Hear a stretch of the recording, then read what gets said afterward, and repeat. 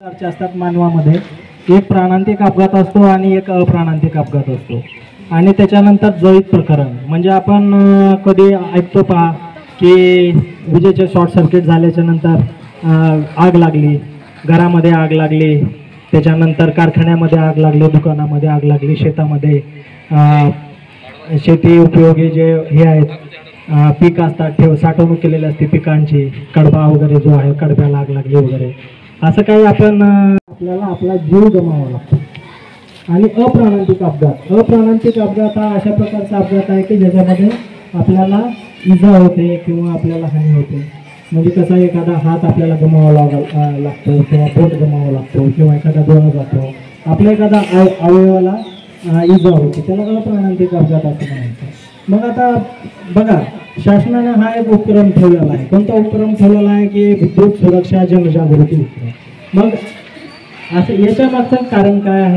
चालू असेल तर तो खंडित केला पाहिजे. घरी जर चालू असेल एकसारखा फॅन असेल किंवा अवास्तव कोणतीही जर चालू असेल फॅन असेल बल्ब असेल तर तुम्ही काय करा, त्याला बंद करा. बरोबर, दगड फेकून बल्ब फोडायला नाही पाहिजे. काही जण फोडत असतील ना, निशाणा पक्का करायला. त्या घरासमोर डीपी असते, त्या डीपीमध्ये तिथे जनावरं जातात, त्याचा दरवाजा उघडा असतो. आपण पण जाऊन तिथं बघतो, डोकं काढून बघतो का? बघता ना, लाईनमन आला की बघतो, मध्ये मध्ये मुडकं काढून बघतो काय करायला ते बघतो ना.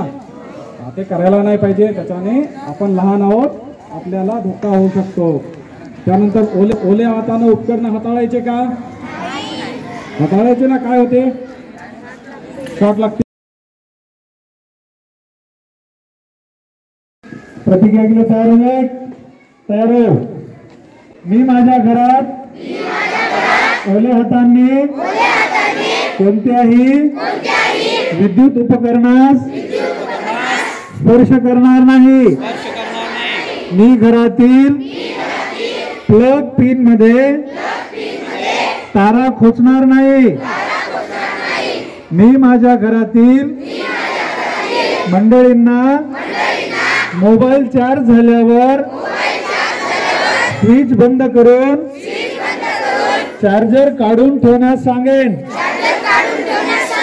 माझ्या घरातील विद्युत संच मांडणी सुरक्षित राहावी व विद्युत शॉक लागण्यापासून सर्वांचा बचाव व्हावा म्हणून मेन स्विच ऐवजी MSCB व ELCB वापरण्यास मोठ्यांना सांगेन.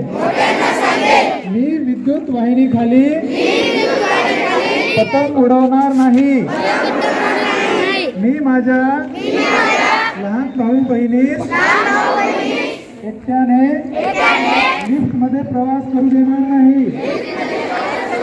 विजेच्या खांबात जनावरे बांधणे धोकादायक आहे असे सांगेन. मी माझ्या वडीलधाऱ्या मंडळीस विजेच्या खांबात तार बांधून ओले कपडे वाळू देणार नाही. अशी मी आज सर्वांसमोर प्रतिज्ञा करीत आहे. जय हिंद.